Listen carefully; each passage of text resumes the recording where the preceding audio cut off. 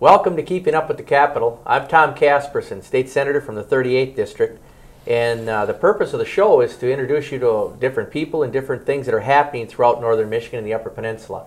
So today with me I have two guests. I have Representative Frank Foster and Senator Howard Walker. Welcome, guys. Good to be here, Tom. Well, we're going to start out probably getting to know the two of you a little bit better and myself as for our viewers, but I thought maybe we'd start with Frank. Frank, you're a little bit younger than both of us here, and we're kind of interested in how did you get here? Well, I hope you don't hold my inexperience against me. I do not. This whole thing, but you know, I was heavily involved with politics at the university level, fighting for access to higher education equity, and so I was student body president on Grand Valley's campus for a few years. I did a fellowship in the Grand Rapids mayor's office, and then worked for Congressman Pete Hoekstra in D.C. But really, it's all been a local focus for me. My family's been involved in northern Michigan politics for over 100 years. I helped run some family construction businesses, some other cottage industries, and it was time to get involved. Are you finding being down here it's exactly what you thought? Oh no, I can't say that, but a lot of it is. You know, Yeah. I think that we walked in, all of us walked in on day one with a number of challenges, probably challenges that we talked about on the campaign, but then the reality sinks in, and you've got to, it's the responsibility to move forward with it. Absolutely. Senator Walker, you and I go back a ways. We started out together actually down here back in 2002 as House members. What's your background? What got you involved? Well, Tom, first of all, I want to mention that I think it's good that you're bringing us in. We both represent the UP, and I want to let folks know that I was born and raised in St. Ignace, and real privileged now to be representing that part of the UP. But my first elected office was as a school board member in Traverse City. And there was an opening, and folks encouraged me to run, and I was successful, served for about 3 years. And coincidentally, with the end of my tenure on the school board, I sold my business and I had a land surveying business in Traverse City, and I was looking for a new career, and the state rep seat was available, and I was encouraged to run for that too, and that kind of was a compelling interest to me to do something different, and public service was really of interest, and was fortunate enough to win that campaign. And like you said, we started serving together. I think our first year was 2003, and I served 6 years as a state rep. That's right. You know, one thing I remember is the passion I had coming out of the private sector, the timber industry, is how much government affects our lives in everything we do. It certainly did with our industry. Did you find that at all? You know, with your backgrounds, both of you, I know Representative Foster, you're a little bit younger, but still, you know, schooling and everything you went through, universities, and your involvement with it, it seems like it touches everything we do. The government and the rules and regulations, there's no question, Tom. I am a licensed surveyor. It took me 4 years of education and 4 years of experience, and taking a test for 2 8-hour tests to become a licensed surveyor, and along with that comes manuals of instructions and regulations that we have to abide by. These are put in place to protect the public, but the point is what you said. You know, all professions and all work is touched by the government and the rules and regulations, and for the most part it's good, but a lot of times it's a hindrance to business and how we do business in Michigan, and that's one of the reasons I got involved, because as a land surveyor I saw how these rules and regulations were burdensome and many times hard to abide by. The statute might say one thing, a bureaucratic rule might say something else, and the citizens caught in the middle trying to comply. There's not a lot of common sense too. You know, growing up in my grandfather's construction company working, you see how that the onus necessarily isn't on the government, the bureaucracy to make projects go. That's on the small guy. And that was the frustrating part, I think, growing up, seeing all the good ideas and the capital investment in projects that could move forward, and then you know, being bogged down by you know, the permitting process. And so that's one of the things that I hope with you gentlemen that we hope to accomplish here is getting that focus and that onus back on bureaucracy to work with the private sector. Absolutely. You know, talking about what we're talking about right now, I think a lot of the viewers probably there's a lot of them out there that have passion and are concerned about where the state's going, or the Washington, whatever it is, and where our government's heading, but don't have a clue as to what to do next if they want to get involved. I thought maybe we'd talk just a little bit about what we had to do to get involved. And in case in point, I had never held a public office before. I had no idea how to even get started. Kind of curious how both of you did that. What did you do first to actually make the step to say, I am going to run for public office? And then what did you go through to get there? Well, for me, it really, there's no magic formula, and I think it's like being involved in any business or being involved in any enterprise, being involved in any profession. It boils down to hard work, and I think I've always said a campaign is 80 to 90% hard work and 10% strategy, and it boils down to developing a vision and articulating that vision to your supporters, and moving from one supporter to another to garnish that support and build a coalition and try to keep that momentum going. And it's just, and then it boils down to, at the end, going door to door and trying to articulate that vision that you have, and you know, hopefully it's a vision that people will respect and support.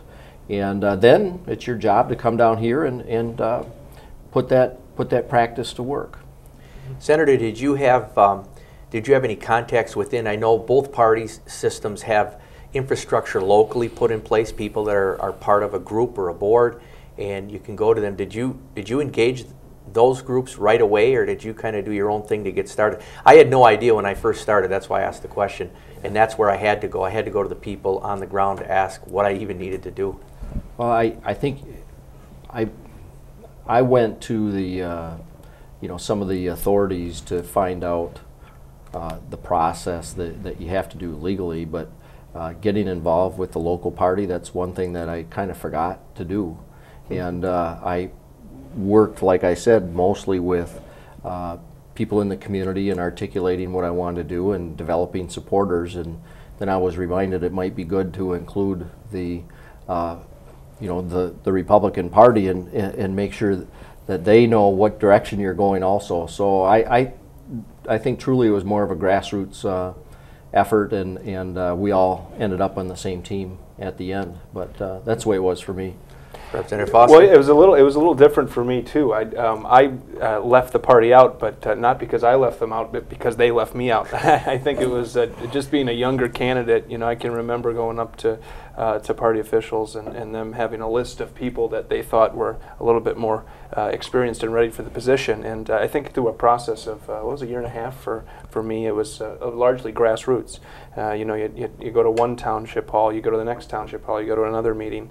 And you know, as I was told, two things growing up is, you know, read the paper, and the world's run by those who show up. And I think if you're confident in your message and you're willing to work hard to get that message out, I think people will see it and start to respect you for it. So for me, the party mechanism wasn't there. I mean, they got on board eventually, but it's not a qualifier for anyone that wants to run.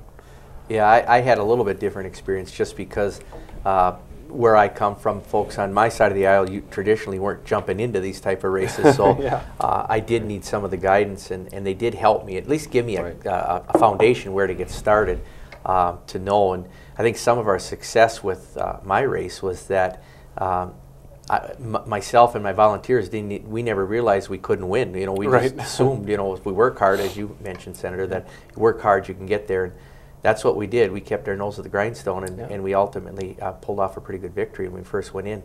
Right. We're in now, so maybe what we could talk about for a few minutes is committee assignments, where everybody's landed on committee assignments. Senator, maybe you could start out.